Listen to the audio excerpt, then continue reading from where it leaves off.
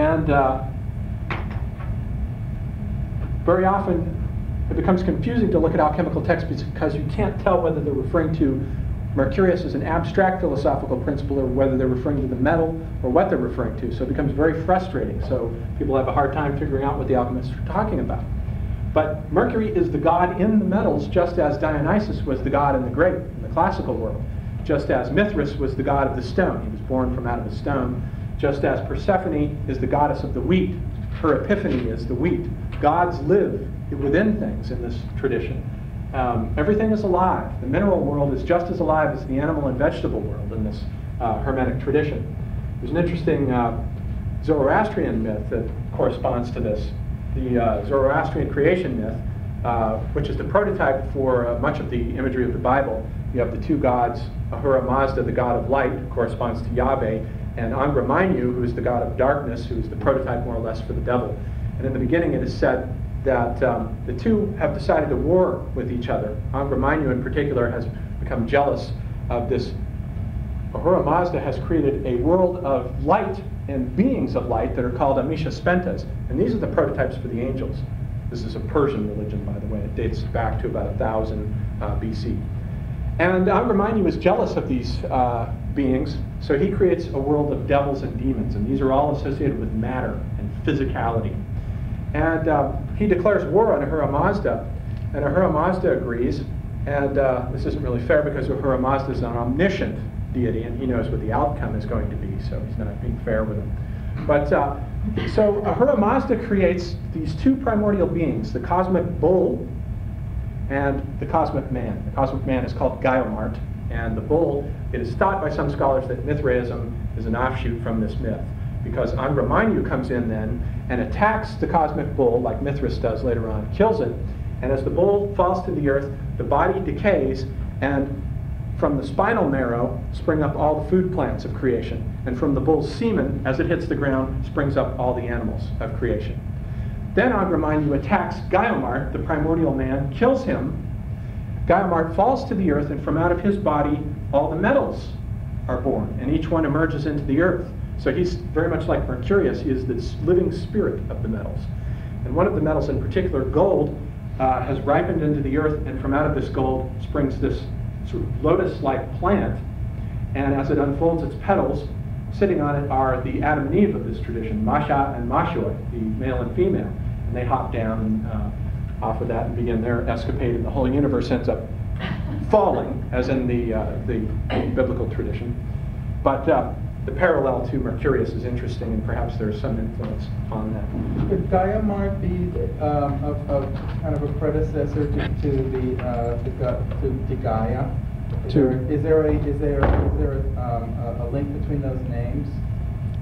No, because the spelling, I don't think so. The spelling is GayomarT instead of Gai.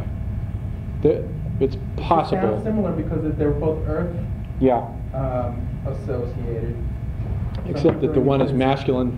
Yeah, and guy is generally feminine. It's not difficult for gods to change signs through the years, sure, through civilization. So I'm just wondering if there's a. Yeah, it's possible. It's certainly possible. Okay, so then I just want to move into Aristotle's theory of how the metals. It's a very bizarre theory, actually, of how the metals and the minerals come into being.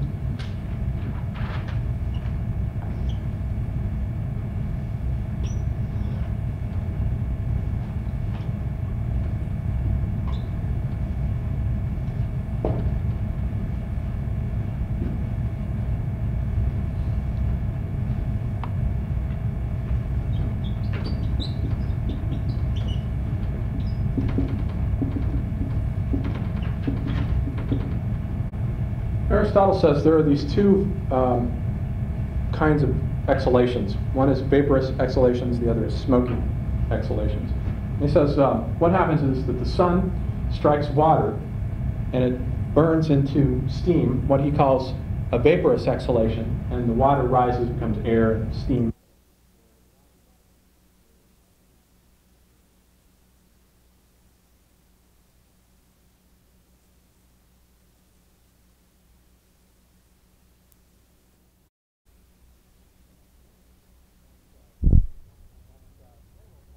And the minerals likewise emerge the sun strikes the earth, and within the earth this creates a smoky exhalation rather than a vaporous exhalation. And the smoky exhalation that is trapped in the earth gradually condenses into the minerals, of which sulfur is the primary example, at least as far as alchemy is concerned. So you have mercury and sulfur as the two great principles upon which the entire alchemical system is based. And this is Aristotle's theory that the Arabs picked up and brought into their tradition. Mercury then is associated, as we said last time, with air and water, and sulfur with fire and earth, because sulfur is combustible, and it coagulates processes. If you introduce sulfur into these alchemical operations, it will coagulate and harden and give form to the melted substances. And mercury corresponds to water because it has a liquid form as well as a solid form, and air because it volatilizes. And it's a spirit. Mercury is the spirit of the whole process. Sulfur really is the masculine, active aspect of the whole process. Mercury is the more passive. Mercury is very much like the Greek god Proteus. You remember Proteus, who could take on any form he wanted. And if you could catch him, he had to tell you the truth, whatever question you asked of him. So Mercury is very much like that god. So you didn't say that Mercury was feminine. You just It said is passive. correlated with the feminine, yes. Okay. Even though Mercury is consistent with its trickster nature, is also, it's feminine set up against sulfur, but it also unites opposites. Mercury is bisexual. The sign itself has bisexual characteristics, does it not? It has the Venus and the horns of the bull. And actually, if you, how does that go? Because Taurus is ruled by Venus, and then if you put the two signs together, their child is Mercury. The two go together. And the hermaphrodite is the union of Hermes, which was also Mercury, and Aphrodite. So you get this bisexual aspect associated with Mercury. Mercury is the primary principle of, even above sulfur, is the primary principle of alchemy because it unifies pairs of opposites. It's solid and liquid, male and female, spiritual and earthly. So it's a very tricky, slippery concept, but it's very true to its nature in that respect. So then just in terms of the general associations, just so we're clear, of mercury and sulfur, we have mercury is air and water, and sulfur is fire and earth. Sulfur is form, mercury is matter,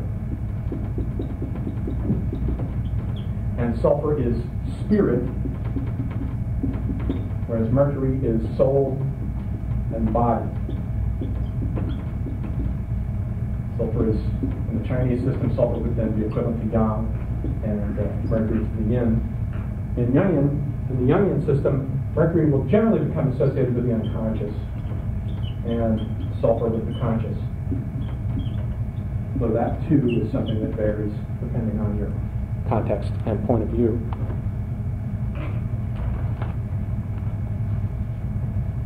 This is almost like the Kabbalah, isn't it? A little bit.